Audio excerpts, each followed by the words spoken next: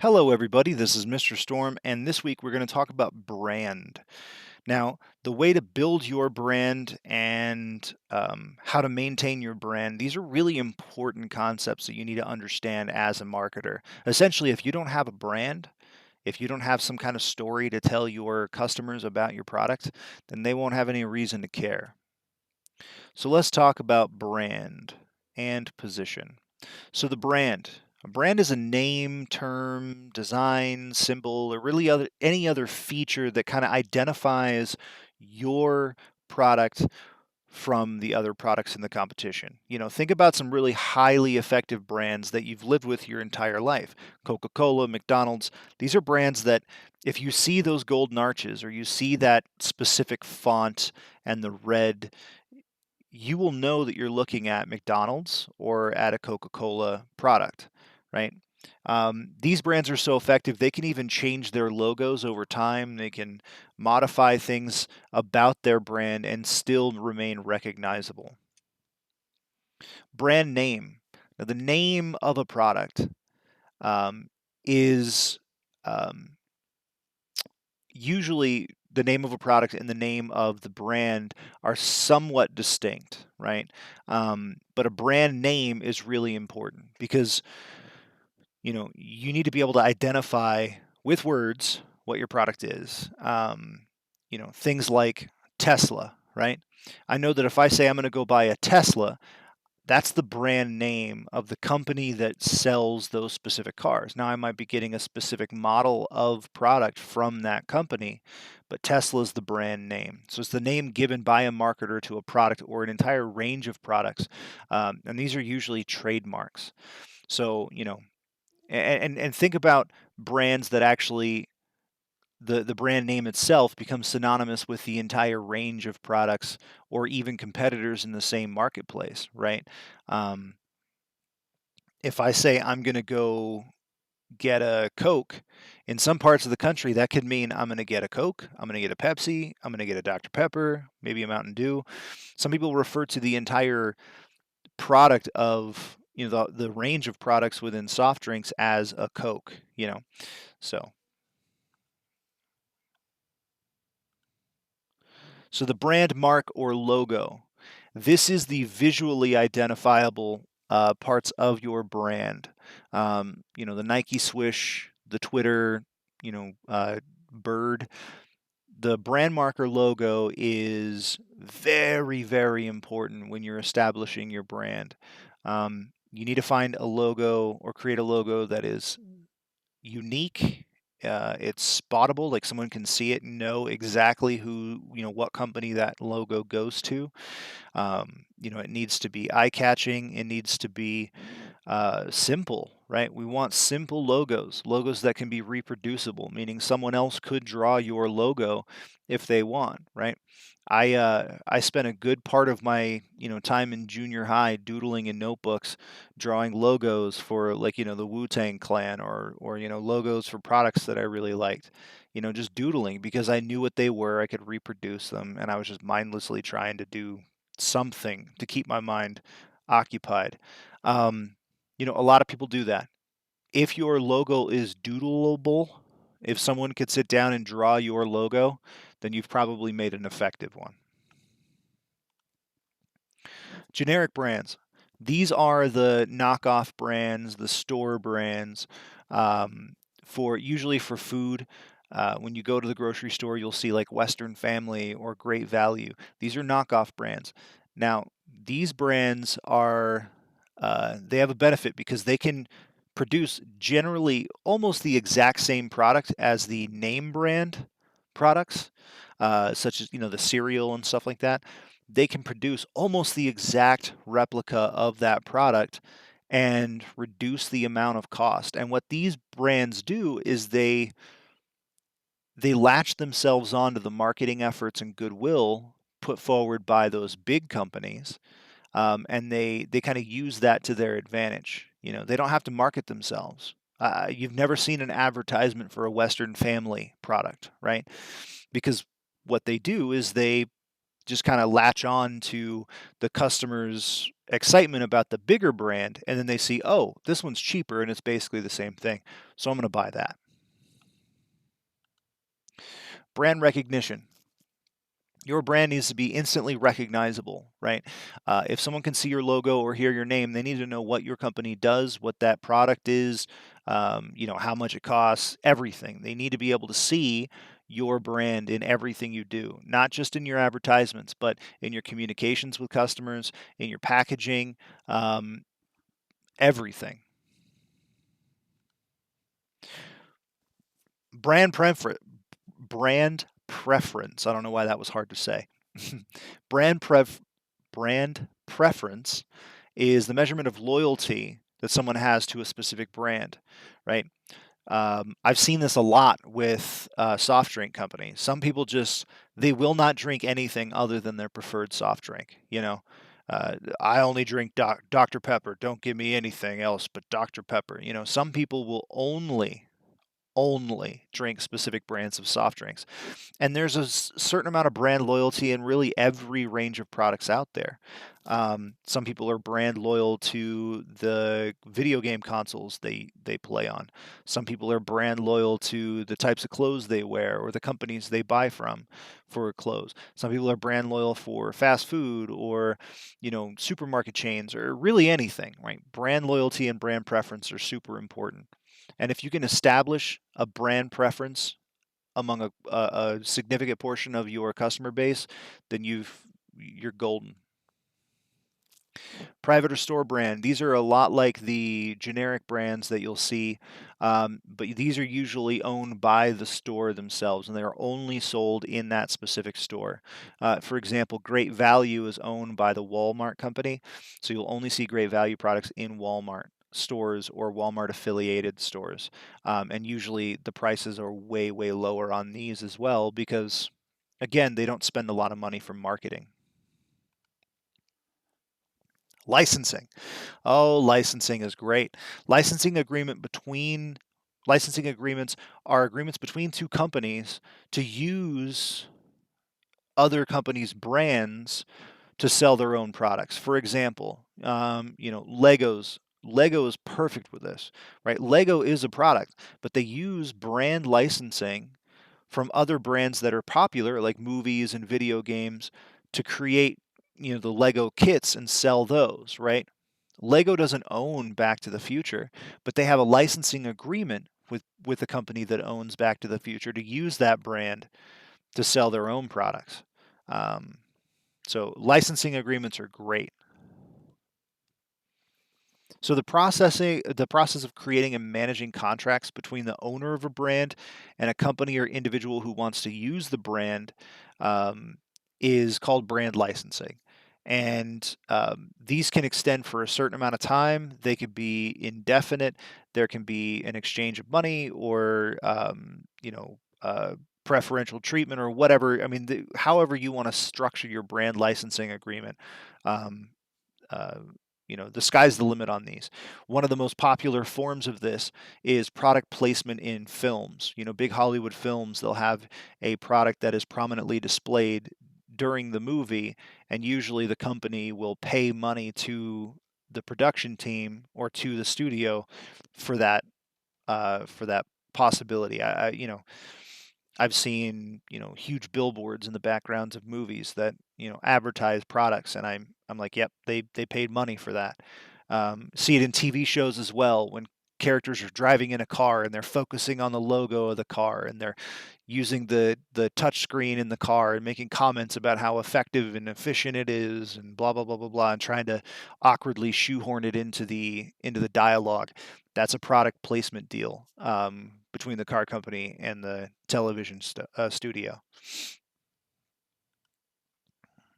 Licensing agreements, yeah, yep, all that stuff. That's basic stuff.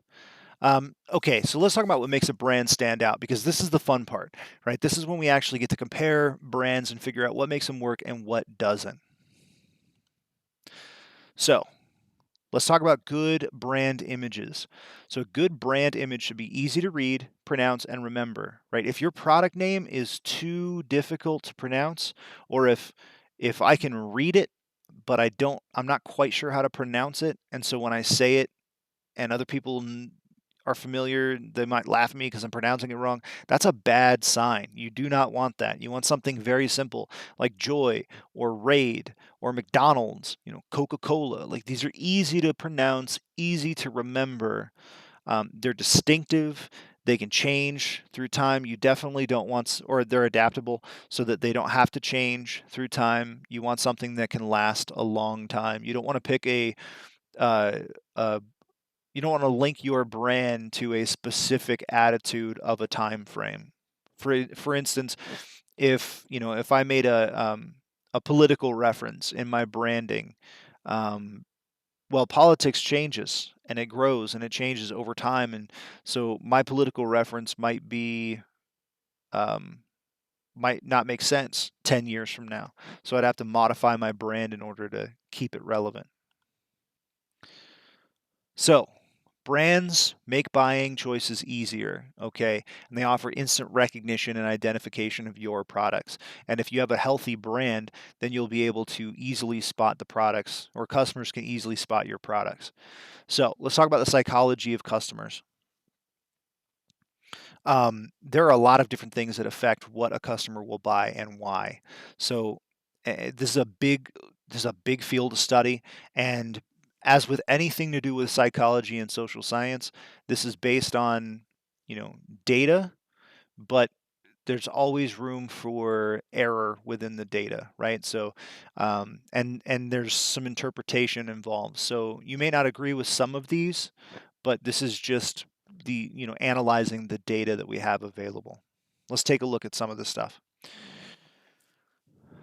First off, logo logos need to be simple. Busy logos are really really hard for customers to remember, right?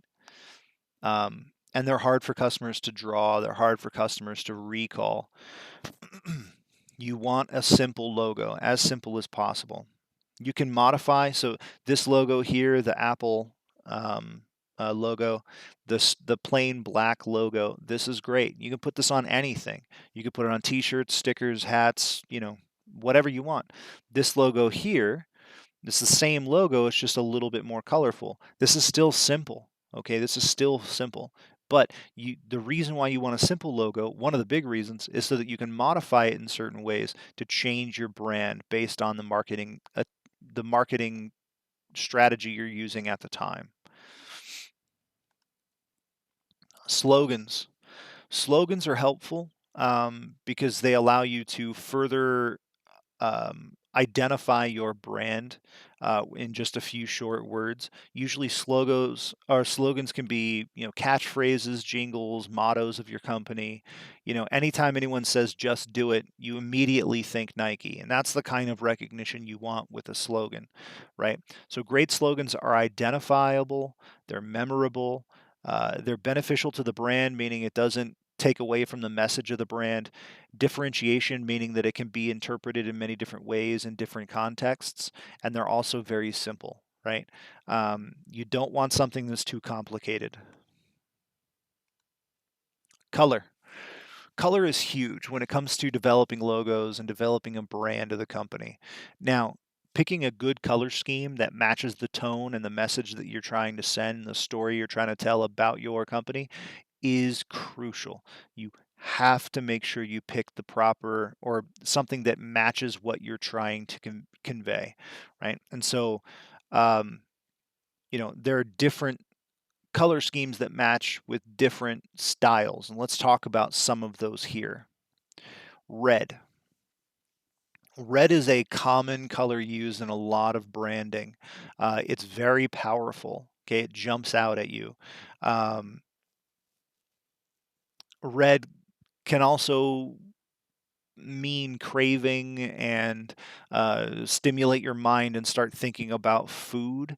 It can attract your attention. It also reflects youthfulness. The youthfulness part is probably going away more and more as Generation Y starts to overturn the traditions of the past. Red isn't something they focus on as much anymore. Blue. Blue is dependable, it's reliable, it's usually used for technology and health brands. Blue is very visible. Okay, when you use a blue in your logo, it's very easy to spot. Usually, people trust brands that are blue more than they trust other colors.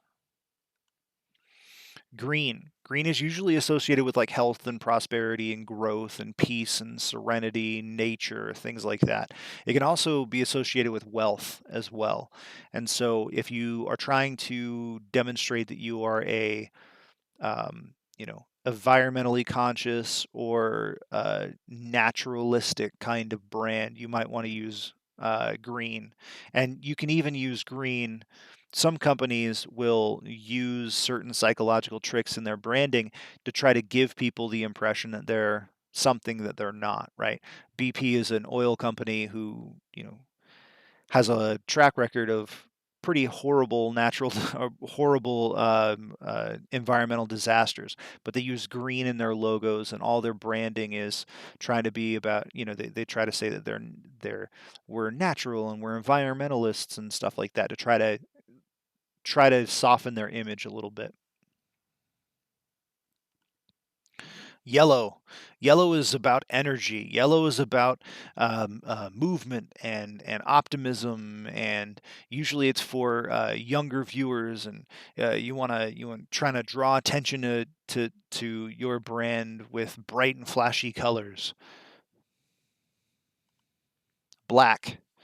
Black is a very popular choice, especially among Generation Y. Black is elegant, all right? It demonstrates power and status. It's the choice of the elites, right? So any big high dollar brand is usually going to use black in their logo prominently. Stark colors like black and white. Gray. Grays are neutral, right? They're calm, tranquil, maturity.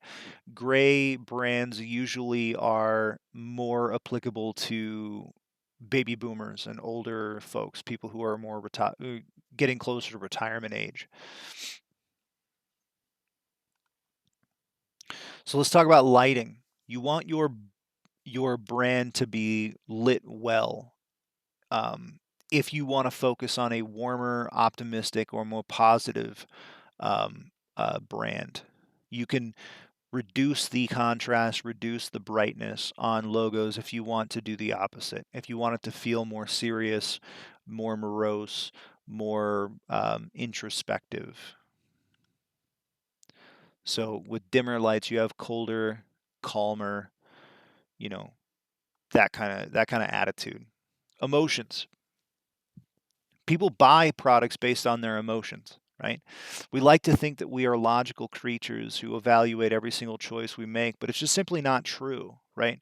We get emotional about things, and those emotions drive our decisions, especially our purchasing decisions.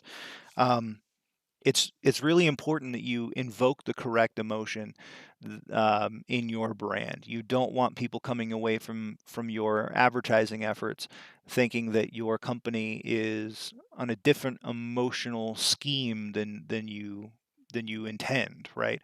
If you want to invoke happy feelings, if you want to invoke inclusiveness and fun, then that needs to be demonstrated through your marketing attempts. All right, so let's take a look.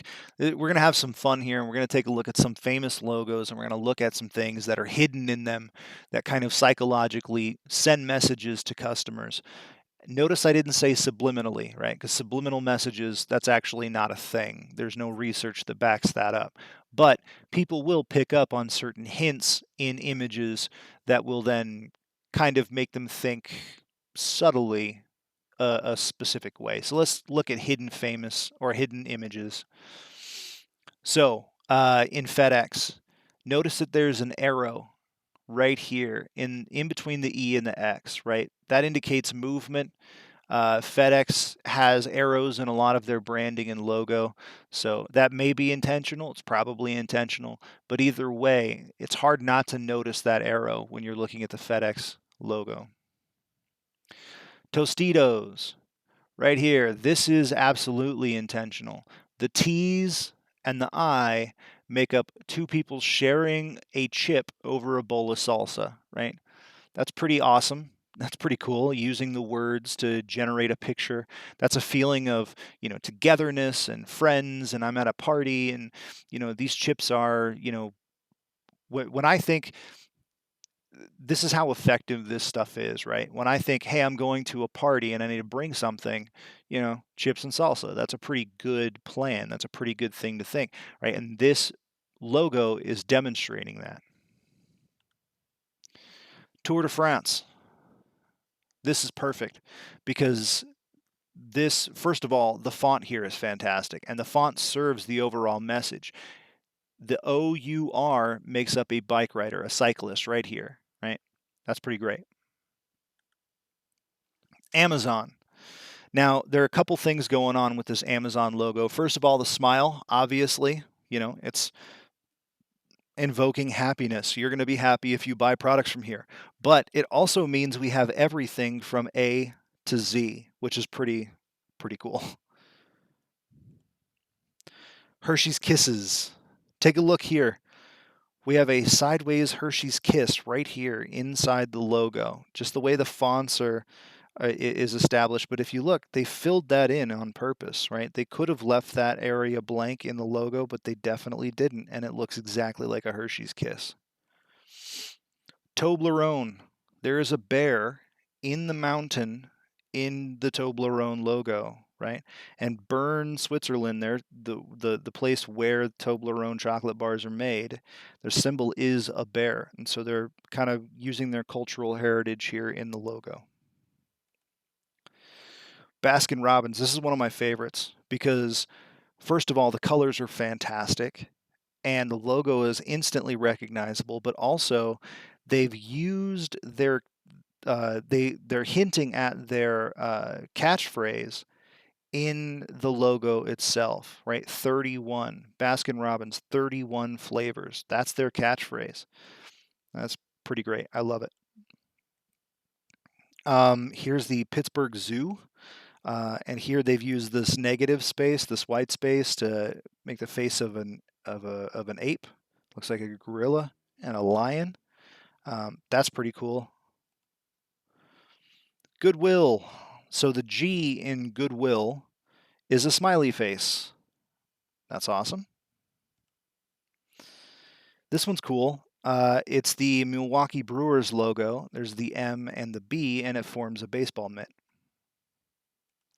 So there are tons of these out there, and you just have to look for them. The more you look at logos and pay attention to them, the more you're going to see effective logo designing practices. Now, next week, we're actually going to talk even more about logos, and we're going to actually design logos for your businesses. This week, we are going to start developing our brand identity using catchphrases and slogans, and we're going to start thinking about our logo. We're going to build a brand identity for our business that is going to allow us to tell a story to our customers more effectively. That's it for me. Thank you for paying attention, and I will see you next time.